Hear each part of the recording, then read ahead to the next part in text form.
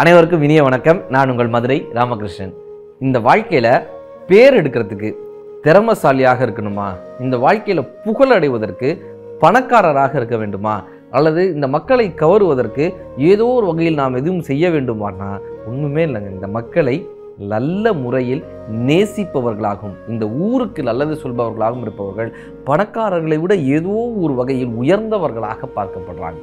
Sir, Bharathi கையில் காசே கிடையாது சார். நீங்கள் பாரதியினுடைய நடையை பார்த்தா அப்படி ஒரு சிங்க நடை மாதிரி இருக்கும். கிழிஞ்ச கோட்டு, அந்த வேஷ்டி முதற்கொண்டு கிழிஞ்சிருக்கும். ஆனால் அந்த கிழிந்த உடைய கூட கம்பீரமாக போடுவார் சார். அந்த ஆடை, அந்த லுக்கு அப்படியே மெஜஸ்டிக்காக நடப்பார். அந்த தலைப்பாகை இல்லாமல் மனுஷன் வெளியே வரவே மாட்டார். அந்த உடையிலும் கூட அவ்வளவு கம்பீரமாக நடந்து வருவார். இப்போ பாரதியை பார்த்துட்டு அவருடைய கவிதையில் மயங்கி அந்த ஊரில் இருக்கிற ஒரு பெரிய பணக்காரர் என்ன பண்ணுறாரு, பாரதி நீங்கள் இப்படி கிழிஞ்ச வெட்டியும் கிழிஞ்ச கோட்டும் போட்டு போகக்கூடாதுன்னு சொல்லி அவர் ஒரு பட்டு வேஷ்டியும் பட்டு சட்டையும் எடுத்து பாரதிக்கு கொடுக்குறாரு. பட்டு வேஷ்டி பட்டு சட்டை கட்டிக்கங்க பாரதி. இப்போ பாரதி அதை எடுத்து கட்டுறாரு. பட்டு வேஷ்டி பட்டு சட்டை மேலே அந்த அங்கவஸ்திரம் எல்லாம் போட்டு அப்படி பாரதி கம்பீரமாக நிற்கிறார்.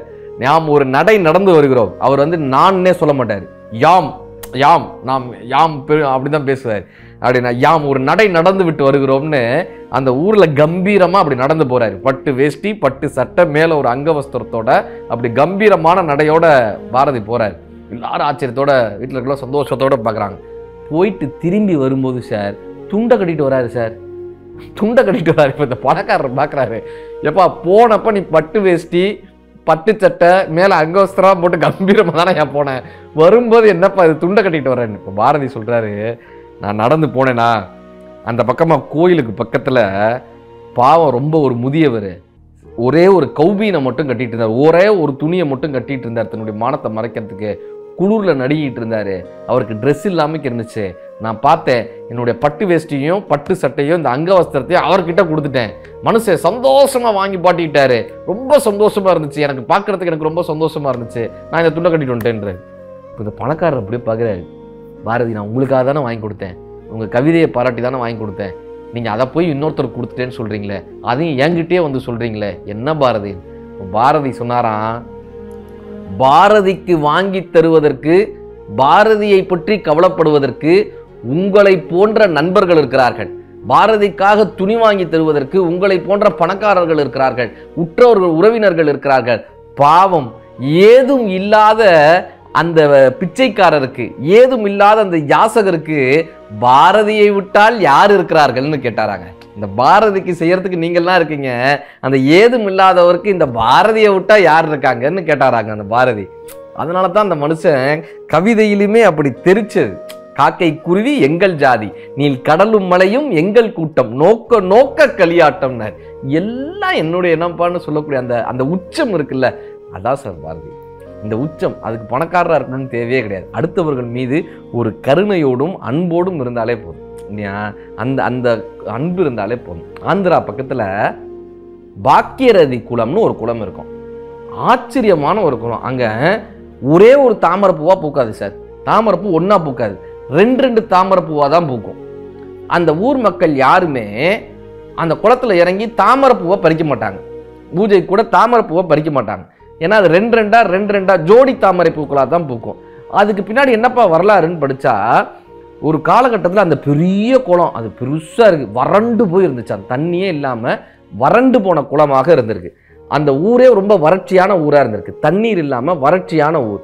இப்போ இந்த ஊர் மக்கள் எல்லாம் சேர்ந்து யார் யாரெல்லாமோ கூப்பிட்றாங்க, பூஜை பண்ணுறாங்க, என்னெல்லாமோ பண்ணி பார்க்குறாங்க, தண்ணியே வரல சார்.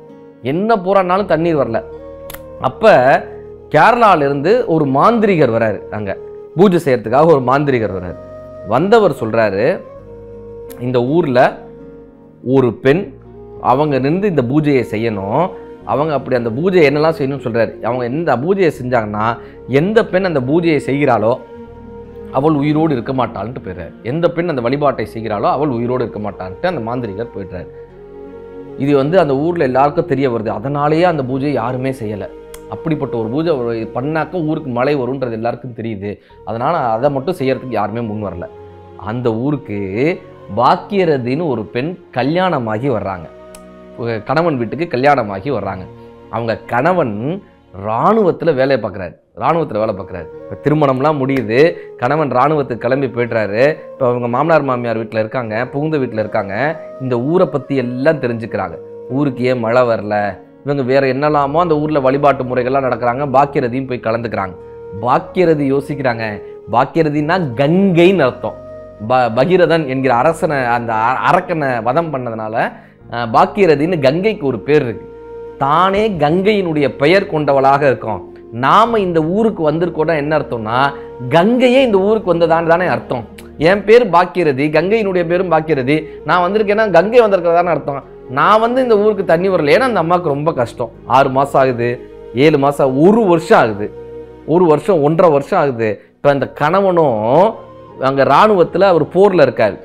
இப்போ இந்த ஊருக்கு தண்ணியே இல்லை. ஊர் மக்கள் படக்கூடிய கஷ்டங்கள் எல்லாம் அந்த பாக்கியரதி பார்க்குறாங்க. அதே கேரளா மாந்திரிகர் ஒரு நாள் வரார்.